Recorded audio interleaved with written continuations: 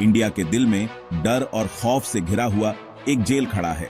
इसका नाम सुनते ही बहादुर से बहादुर इंसान की भी रूह कांप उठती है। ये कोई मामूली जेल नहीं है, ये एक ऐसी जगह है जहां लोहे की सलाखें सिर्फ शरीर को ही कैद नहीं करती, बल्कि उम्मीदों को भी दफन कर देती है। ये कहानी है सेलुलर जेल की, जिसे काला पानी भी कहते हैं, जो अंग्रेजी हुकूमत के जुल्म और इंसानी हौसले की निशानी है। 1896 में अंग्रेजों ने इस जेल को बनाया था ताकि भारतीय क्रांतिकारियों के हौसले को तोड़ा जा सके। इसके 7 हिस्से पहिए की तरह फैले हुए पूरी तरह से अकेलापन सुनिश्चित करते थे। हर एक कोठरी एकांत कारावास के लिए बनी हुई थी, जहां एक ही कैदी को रखा जाता था, दुनिया से पूरी तरह कटा हुआ।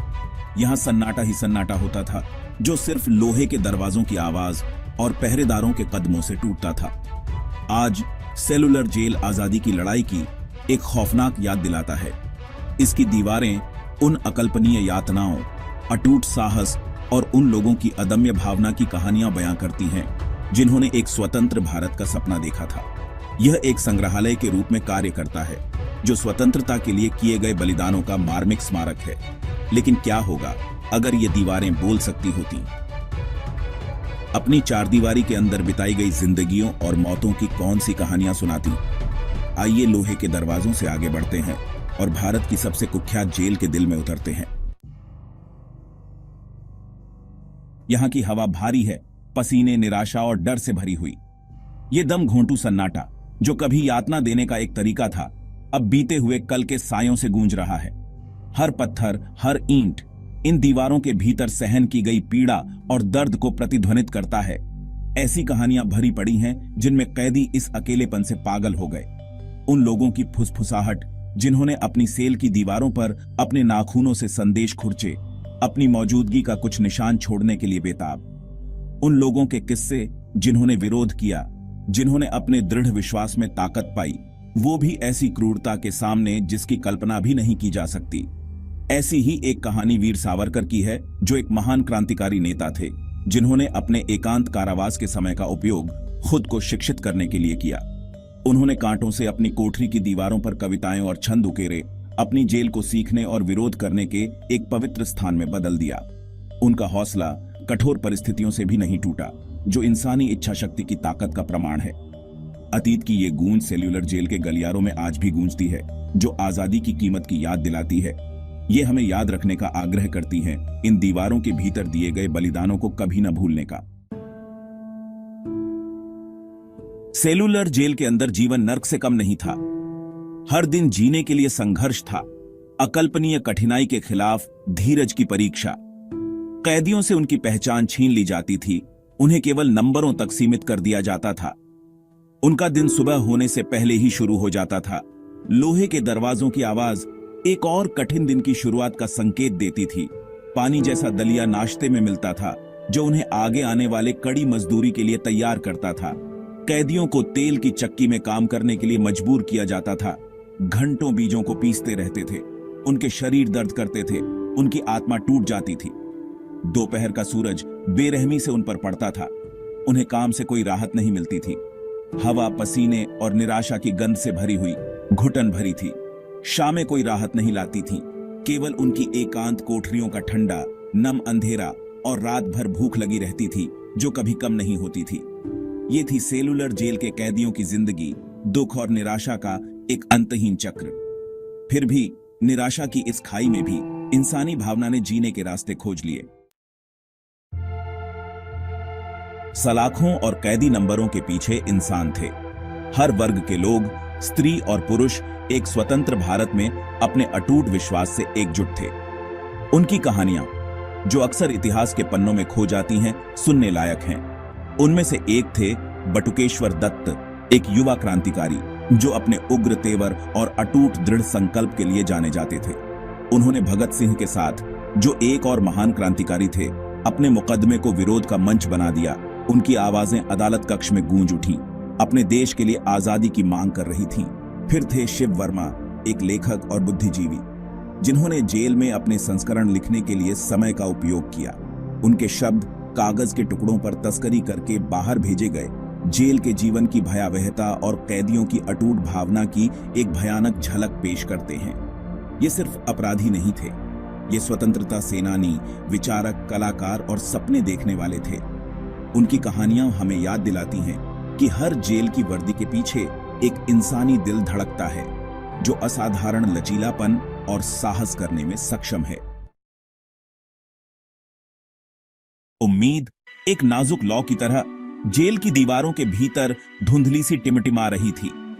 यह अवज्ञा के छोटे छोटे कृत्यों से, दीवारों में दरारों से फुसफुसाई गई कहानियों से, एक ऐसे भविष्य के सपनों से प्रेरित थी जहां भारत स्वतंत्र होगा।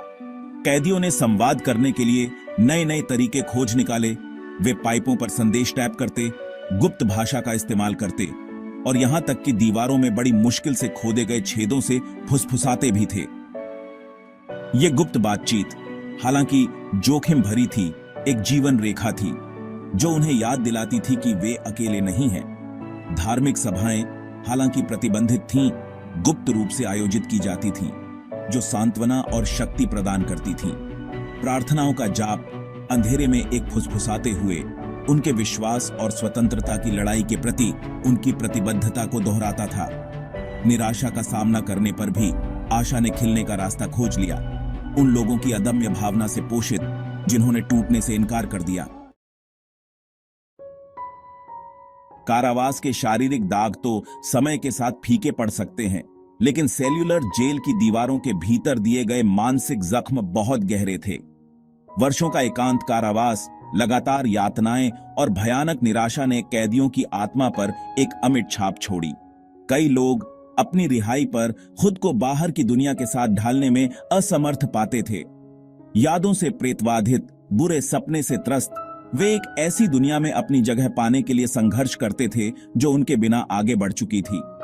उनके द्वारा सहा गया अलगाव उन्हें परेशान करता रहा, जिससे उनके लिए सार्थक संबंध बनाना मुश्किल हो गया। उनके अनुभवों का सदमा अलग अलग तरीकों से सामने आया। कुछ अपने आप में सिमट गए। उनकी चुप्पी उन भयावहताओं के बारे में बहुत कुछ बता रही थी जिनके वे गवाह थे। दूसरों को अपनी कहानियां साझा करने में सुख मिला, यह सुनिश्चित करते हुए कि उन दीवारों के भीतर दिए गए बलिदानों को कभी भुलाया न जाए। कारावास की असली कीमत, जिसे अक्सर अनदेखा कर दिया जाता है, उनके जीवन में गूंजती रही, जो उत्पीड़न की मानवीय कीमत की लगातार याद दिलाती रही। सेल्यूलर जेल भले ही आज एक खामोश स्मारक के रूप में खड़ा हो, लेकिन इसका प्रभाव इसकी विशाल दीवारों से कहीं आगे तक फैला हुआ है। इसके अतीत की फुसफुसाहट गूंजती रहती है, कथाओं को आकार देती है, पीढ़ियों को प्रेरित करती है और न्यायविद और मानवाधिकारों के बारे में बहस को जन्म देती है।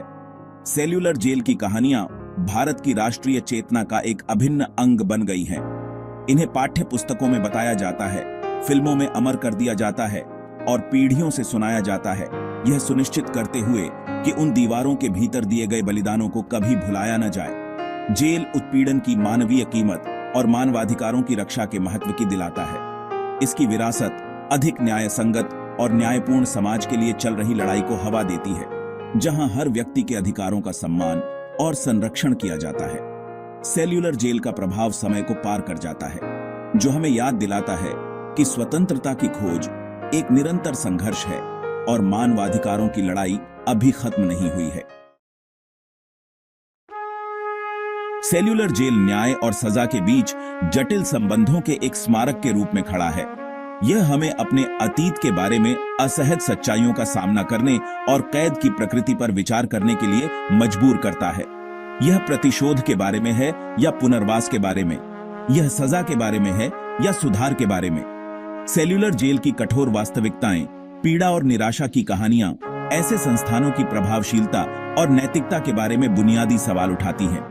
वे हमें इस तथ्य का सामना करने के लिए मजबूर करते हैं कि जेलें, जबकि व्यवस्था बनाए रखने के लिए आवश्यक हैं, मानवाधिकारों के हनन का कारण भी बन सकती हैं। सेल्यूलर जेल की विरासत एक कठोर अनुस्मारक के रूप में कार्य करती है कि हमें एक अधिक मानवीय और न्याय संगत आपराधिक न्याय प्रणाली के लिए लगातार प्रयास करना चाहिए। एक ऐसी प्रणाली जो प्रतिशोध पर पुनर्वास को प्राथमिकता दे, जो सुधार के अवसर प्रदान करे और जो हर व्यक्ति की गरिमा को बनाए रखे, चाहे उसने गलती की हो भी। सेल्यूलर जेल की कहानी कार्रवाई का आह्वान है, जो हमें अपने स्वयं के पूर्वाग्रहों और पक्षजातों की जांच करने और अधिक न्याय संगत दुनिया के लिए वकालत करने का आग्रह करती है।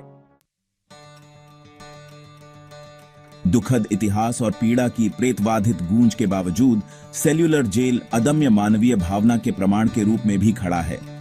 यह हमें याद दिलाता है कि सबसे कठिन समय में भी आशा बनी रह सकती है और मानवीय इच्छा शक्ति विपरीत परिस्थितियों पर विजय प्राप्त कर सकती है।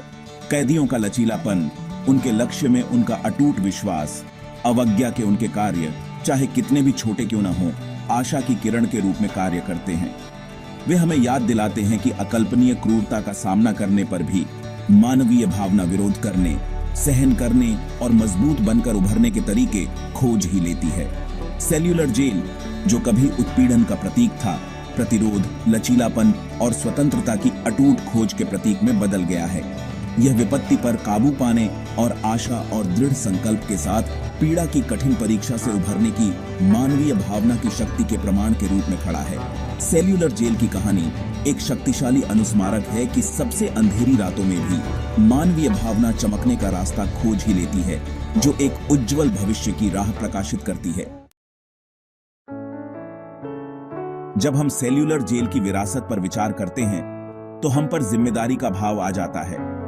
अतीत से सीखने की जिम्मेदारी, की गई ज्यादतियों को स्वीकार करने की जिम्मेदारी और एक ऐसे भविष्य के लिए प्रयास करने की जिम्मेदारी जहां इस तरह के अत्याचार फिर कभी न हो। सेल्यूलर जेल हम सभी के लिए एक चुनौती के रूप में खड़ा है। एक ऐसी दुनिया बनाने की चुनौती जहां मानवाधिकारों का सम्मान हो, जहां न्याय करुणा के साथ किया जाए और जहां हर व्यक्ति के साथ सम्मान से पेश आया जाए। यह सुनिश्चित करना हमारा कर्तव्य है कि सेल्यूलर जेल से मिले सबक को भुलाया न जाए। हमें एक अधिक न्याय संगत और न्यायपूर्ण समाज के लिए संघर्ष करना जारी रखना चाहिए। हाशिए पर रहने वालों और पीड़ितों के अधिकारों के लिए आवाज उठानी चाहिए और एक ऐसे भविष्य के लिए अथक प्रयास करना चाहिए जहां हर व्यक्ति भय और उत्पीड़न से मुक्त हो।